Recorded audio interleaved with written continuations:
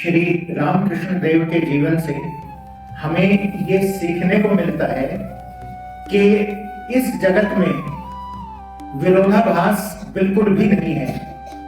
साकार निराकार, आस्तिक नास्तिक और द्वैत अद्वैत, किसी के भी बीच में विरोधाभास नहीं है। ये एक बात से स्पष्ट रूप से समझी जा सकती है कि मान लीजिए एक बीज है और वो बीज टूटकर अंकुरित हो जाता है, उसमें अंकुरण पैदा होता है, तो अज्ञानतावश ये समझा जा सकता है कि बीज के टूटने में और उस अंकुरण में विरोधाभास है। इन दोनों पर चर्चा भी हो सकती है और वाद विवाद भी हो सकता है। बीज पहले था, उसके बाद वो टूटता है और टूटने के बाद वो अंकुरित होता है। ये उसकी एक जीवन यात्रा है। अगर वो नहीं टूटेगा तो अंकुरित भी नहीं हो सकता। तो इसलिए बीज का होना ये भी बिल्कुल उसी तरह सत्य है जिस प्रकार बीज का अंकुरित होना। बीज टूटता है और अंकुरित होता है, ये दोनों बातें बिल्कुल सच है। अब उसी प्रकार जैसे बीज है, हम कह सकते हैं कि बीज की जो अवस्था है, बीज की अवस्था नास्तिक की है और जब वो अंकुरित हो जाता है तो आस्तिक हो जाता है। इसलिए नास्तिक होकर, अगर मान लीजिए कोई नास्तिक है और उसके बाद वो आस्तिक होता है, तो ये उसकी एक यात्रा है और इनमें कोई भी विरोधाभास नहीं हो सकता। इसी प्रकार अगर बीज की स्थिति देखी जाए तो उसी प्रकार वो साकार की हो सकती है और अंकुरित होने पर वो निराकार की हो सकती है। यानी ये स्थितियां, इसलिए दोनों के बीच में विरोधाभास नहीं हो सकता। हो सकता है कोई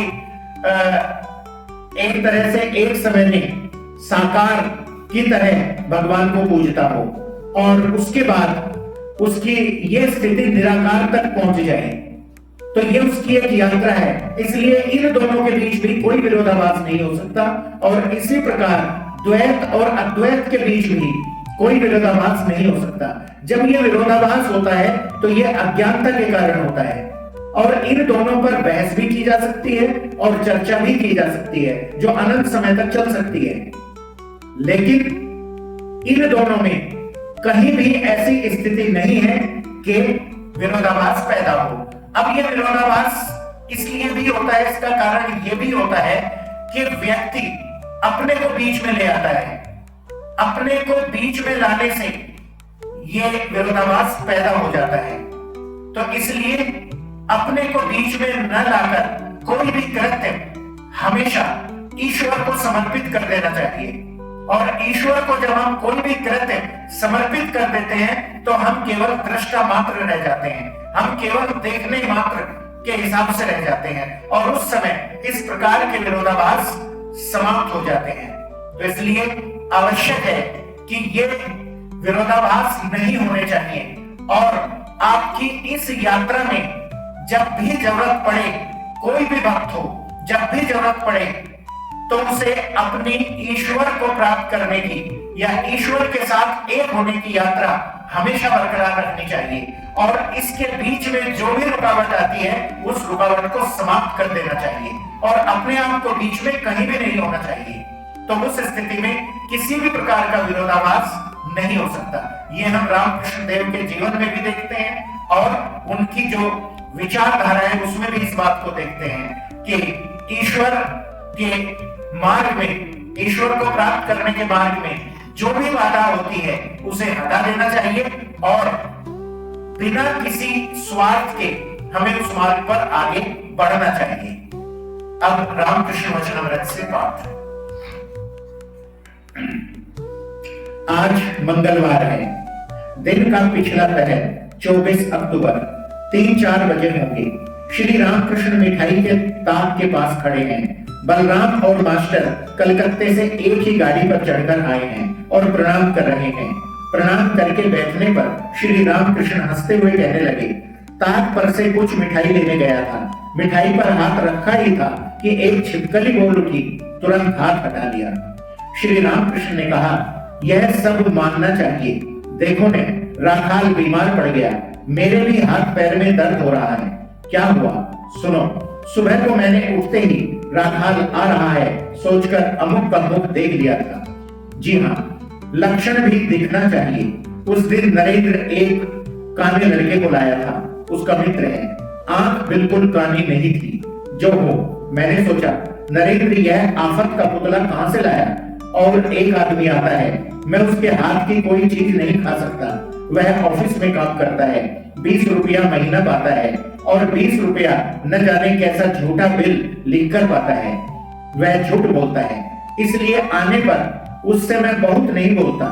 कभी तो 2-2, 4-4 दिन ऑफिस जाता ही नहीं, यहीं पड़ा रहता है। किस मतलब से जानते हो? मतलब ये है कि किसी से कह सुन दूं तो दूसरी जगह नौकरी पा जाए। बलराम का वंश परम वैष्णवों का वंश है।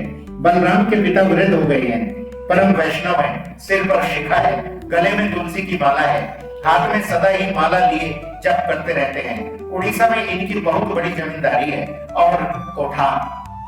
श्री वृंदावन तथा और भी कई जगह श्री राधा कृष्ण विग्रह की सेवा होती है और धर्मशाला भी है। बलराम अभी पहले पहल आने लगे हैं। श्री रामकृष्ण बातों बातों में उन्हें उपदेश दे रहे हैं। श्री रामकृष्ण ने कहा, उस दिन अमुक आया था, सुना है?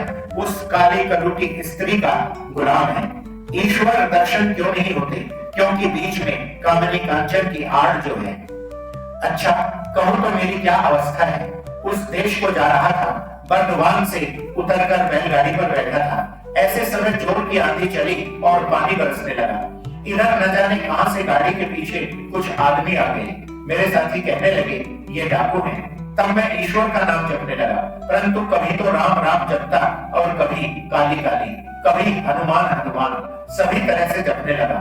कहो तो ये क्या है? श्री रामकृष्ण क्या ऐसा कह रहे हैं कि ईश्वर एक है और उसके नाम असंख्य है? भिन्न धर्मावलंबी या संप्रदायों के लोग क्या ऐसे ही मिथ्या झगड़ा करके मर रहे हैं? कामनी कांचन ही माया है, इसके भीतर अधिक दिन तक रहने से होश चला जाता है। ऐसा जान पड़ता है कि खून बचे हुए हैं। मेहतर विष्ठा का भार ढोता है, ढोते ढोते फिर घृणा नहीं होती। भगवान नाम गुण कीर्तन का अभ्यास करने से ही भक्ति होती है। इसमें लजाना नहीं चाहिए। लज्जा, घृणा और भय, इन तीनों के रहते ईश्वर नहीं मिलता। उस देश में बड़ा अच्छा कीर्तन करते हैं, खोल मृदंग लेकर कीर्तन करते हैं। नकुल आचार्य का गाना बड़ा अच्छा है। वृंदावन में तुम्हारी ओर से सेवा होती है। बलराम ने कहा, जी हाँ, एक कुंज है, श्याम सुंदर की सेवा होती है। श्री रामकृष्ण ने कहा, मैं वृंदावन गया था, निधिवन बड़ा सुंदर स्थान है। धन्यवाद।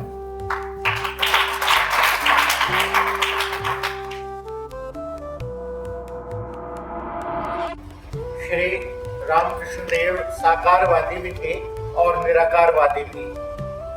केशव चंद सेन निराकारवादी थे, लेकिन उसके बावजूद भी उनकी श्रद्धा श्री रामकृष्ण देव के प्रति बहुत थी, क्योंकि उनके पास रामकृष्ण देव से सीखने के लिए बहुत कुछ था। तो आज रामकृष्ण देव का के विषय में रामकृष्ण वचनामृत का पाठ। आज शरद पूर्णिमा है, लक्ष्मी जी की पूजा है। शुक्रवार 27 अक्टूबर 1882 श्री रामकृष्ण दक्षिणेश्वर काली मंदिर के उसी पूर्व परिचित कमरे में बैठे हैं। विजय गोस्वामी और हरलाल से बातचीत कर रहे हैं। एक आदमी ने आकर कहा, केशव से जहाज पर चढ़कर घाट पर आए हैं। केशव के शिष्यों ने प्रणाम करके कहा, महाराज जहाज आया है, आपको चलना होगा, चलिए जरा घूम आइएगा। केशव बाबू जहाज में हैं, हमें भेजा है। शाम के 4 बज गए हैं।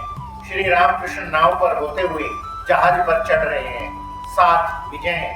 नाव पर चढ़ते ही ब्रह्म ज्ञान रहित समाधि मग्न हो गई। नाव पर चढ़ते ही बाह्य ज्ञान रहित समाधि मग्न हो गए। मास्टर जहाज में खड़े खड़े यह समाधि चित्र देख रहे हैं। वे दिन के 3 बजे केशव के साथ जहाज पर चढ़कर कलकत्ते से आए हैं। बड़ी इच्छा है श्री रामकृष्ण और केशव का मिलन, उनका आनंद देखेंगे और उनकी बातें सुनेंगे। केशव ने अपने साधु चरित्र और वक्तृता के बल से मास्टर जैसे अनेक युवकों का मन हर लिया है। अनेकों ने उन्हें अपना परम आत्मीय जानकर अपने हृदय का प्रेम समर्पित कर दिया है। केशव अंग्रेजी जानते हैं, अंग्रेजी दर्शन और साहित्य जानते हैं, फिर बहुत बार देव देवियों की पूजा को बौद्ध लिखता भी कहते हैं। इस प्रकार के मनुष्य श्री रामकृष्ण को भक्ति और श्रद्धा की दृष्टि से देखते हैं और बीच बीच में दर्शन करने आते हैं। यह बात अवश्य विस्मयजनक है। उनके मन में मेल कहाँ और किस प्रकार हुआ, यह रहस्य भेद करने के लिए मास्टर आदि अनेकों को कौतूहल हुआ है। श्री रामकृष्ण निराकारवादी तो हैं, किंतु साकारवादी भी हैं। ब्रह्म का चिंतन करते हैं और फिर देव देवियों के सामने पुष्प चंदन से पूजा और प्रेम से मतवाले होकर नृत्य गीत भी करते हैं। खाट और बिछोने पर बैठते हैं, लाल धारीदार धोती कुर्ता मोजा जूता पहनते हैं, परंतु संसार से स्वतंत्र हैं। सारे भाव सन्यासियों के से हैं, इसीलिए लोग परमहंस कहते हैं। इधर केशव निराकारवादी है, स्त्री पुत्र वाले गृही है, अंग्रेजी में व्याख्यान देते हैं, अखबार लिखते हैं, विषय कर्मों की देखरेख भी करते हैं। केशव आदि ग्रह भक्त जहाज पर से मंदिर की शोभा देख रहे हैं। जहाज के पूर्व और पास ही बदा घाट और मंदिर का चांदनी मंडप है। बाईं ओर चांदनी मंडप के उत्तर 12 शिव मंदिर में से 6 मंदिर हैं। दक्षिण की ओर भी 6 मंदिर हैं।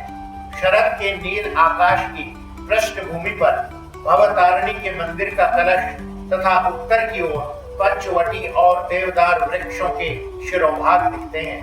एक नौबत खाना बकुल तला के पास है और काली मंदिर के दक्षिण प्रांत में एक और नौबत खाना है। दोनों नौबत खानों के बीच बगीचे का रास्ता है, जिसके दोनों ओर कतार के कतार फूलों के पेड़ लगे हैं।